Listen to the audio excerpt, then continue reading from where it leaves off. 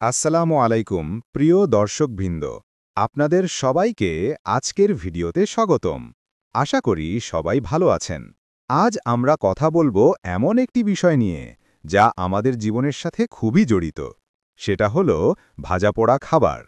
পিঁয়াজু, chop, বেগুনি, পাকোড়া এসব খাবার আমাদের দেশে ভীষণ জনপ্রিয়। খেতে দারুণ মজা।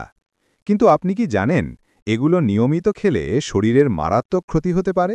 ভাজাপোড়া খাবার রান্না করার সময় আমরা প্রায় একই তেল বারবার ব্যবহার করি।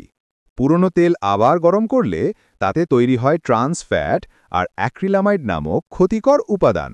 এগুলো শরীরে ঢুকে হার্টের রোগ, উচ্চ রক্তচাপ, লিভারের সমস্যা, এমনকি ক্যান্সারের ঝুঁকিও বাড়ায়। শুধু তাই নয়, ভাজাপোড়া খাবারে থাকে অতিরিক্ত তেল আর ক্যালোরি। এতে ওজন দ্রুত বাড়ে, রক্তে কোলেস্টেরল জমে যায়, ডায়াবেটিস ও হজমের সমস্যা দেখা দেয়। রোগ প্রতিরোধ ক্ষমতা কমে যায় এবং শরীর ভেতর থেকে দুর্বল হতে থাকে।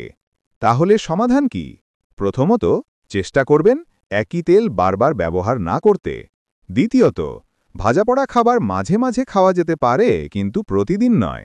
তৃতীয়ত, নিয়মিত শাকসবজি, ফলমূল আর সালাদ খাবারের সাথে রাখবেন, যাতে শরীর পুষ্টি পায় এবং সুস্থ থাকে। প্রিয় দর্শক, মনে রাখবেন, ভাজাপোড়া খাবার সামান্য পরিমাণে আনন্দ দিতে পারে, কিন্তু অতিরিক্ত খাওয়া মানে ধীরে ধীরে শরীরকে ক্ষতির দিকে ঠেলে দেওয়া। স্বাস্থ্যই আসল সম্পদ, তাই সচেতন থাকুন, সুস্থ থাকুন। ভিডিওটি যদি আপনাদের ভালো লেগে থাকে তাহলে অবশ্যই লাইক দিন, কমেন্ট করে আপনার মতামত জানান, আর আমাদের চ্যানেলটি সাবস্ক্রাইব করতে ভুলবেন না।